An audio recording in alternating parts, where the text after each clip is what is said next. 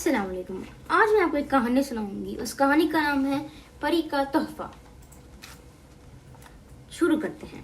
وہ ایک سنہری شام تھی جب شہزادی عنایا، شہزادی سونیا اور ان کی پکی سہیلی شمائلہ سب محل کے باغیچے میں خوشگوار اور موسم کا مزہ لے رہی تھی. شہزادی عنایا اور سونیا دونوں جڑواں بہنیں تھیں.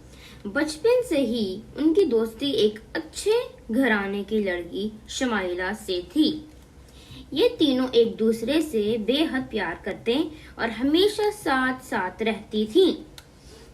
اس شام وہ سب باغیچے میں بیٹھی مختلف موضوعات پر باتیں کر رہی تھی کہ اچانک ایک خوبصورت پرندہ ان سے کچھ فاصلے پر آ کر گرا.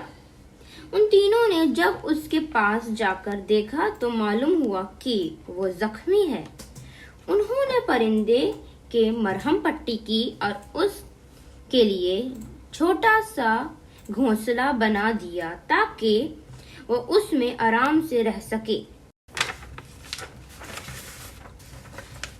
پرندہ آہستہ آہستہ ٹھیک ہو گیا. وہ سب بہت خوش تھیں. انہوں نے پرندے کے سر پر نرمی سے باری باری ہاتھ پھیرا تو وہ اچانک ایک خوبصورت پری کی شکل میں بدل گیا. وہ تینوں بہت حیران ہوئیں، مگر پری نے انہیں کہا کہ انہوں نے اس کی دیکھ بھال کی جس کے بدلے وہ ان کو تحفہ دینا چاہتی ہے. پھر اس نے اپنی جھڑی گھمائی تو اس کے ہاتھ میں ایک لال پوٹلی نمودار ہو گئی. جب اس نے اسے کھولا تو اس میں سے 3 خوبصورت سی چمکتی دھمکتی ہیرے کی انگوٹیاں نکلیں جو اس نے ان تینوں میں تقسیم کر دیں اور کہا کہ جب کبھی مدد کی ضرورت ہو تو انگوٹی کو اپنی مٹھی میں کس کر بند کر لیں تو وہ فوراً وہاں مدد کے لیے حاضر ہو جائے گی.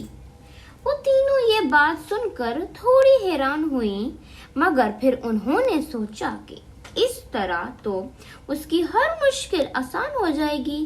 تو انہوں نے پری کا شکریہ ادا کیا اور محل میں چلی گئیں. دن یوں ہی گزرتے گئے اور تینوں پکی سہیلیاں 21 سال کی ہو گئیں تو ان کے والدین کو ان کو فکر ستانے لگی. فکر کیوں نہ ہوتی، کیونکہ ان کے ملک کا رواج کچھ یوں تھا کہ اگر کسی بھی لڑکی کی عمر 21 سال کی عمر تک شادی نہیں ہوئی تو اسے 1 سال تک ملک کے سب سے پرانے جنگل میں، جہاں پر طرح کے جانور اور ہر طرح کے کیڑے مکوڑے پائے جاتے تھے، چھوڑ دیا جاتا. وہاں اپنے گھر کا کوئی سامان بھی نہیں لے جایا جا سکتا تھا. سب اسی فکر میں مبتلا تھے کہ اچانک چند آدمی آئے جو زبردستی شہزادی سونیا اور عنایا کو ان کی سہیلی شمائلہ کے ساتھ جنگل تک لے گئے.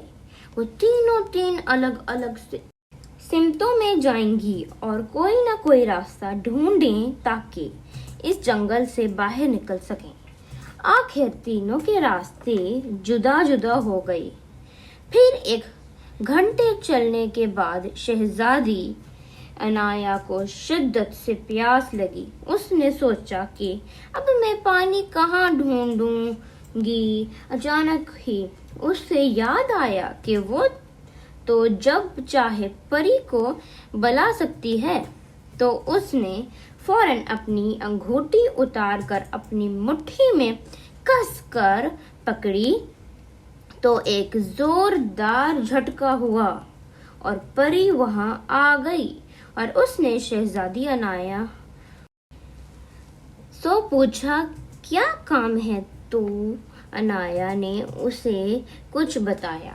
پھر پری نے مسکرا کر عنایا کی طرف دیکھا اور وہاں سے غائب ہو گئی. شہزادی سونیا ایک پیڑ کے پاس آ کر رکی ہی تھی کہ اچانک کسی نے اس کے سر پر ہاتھ پھیرا اور وہ بے ہوش ہو گئی۔ ایسا ہی کچھ شمائلہ کے ساتھ ہوا۔ پھر اچانک شمائلہ اور سونیا کی آنکھ کھلی تو انہوں نے دیکھا کہ شہزادی عنایا کھڑی مسکرا رہی تھی اور وہ لوگ جنگل کے بجائے اپنے محل کے ایک کمرے میں تھے۔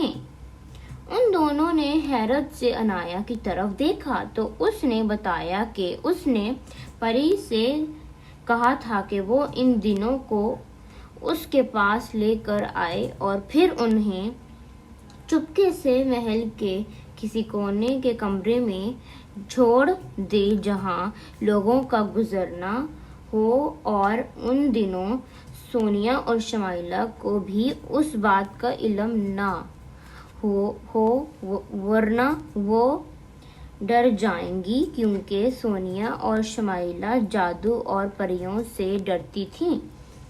پھر پری مزے کے کھانے لے کر حاضر ہوئی۔ اس وقت سونیا اور شمائلہ کا ڈر ختم ہو چکا تھا۔ پھر عنایا نے پری سے کہا کر ملک کے اس رواج کو ختم کروا دیا اور پھر سب لوگ خوشی خوشی رہنے لگے۔ شکریہ۔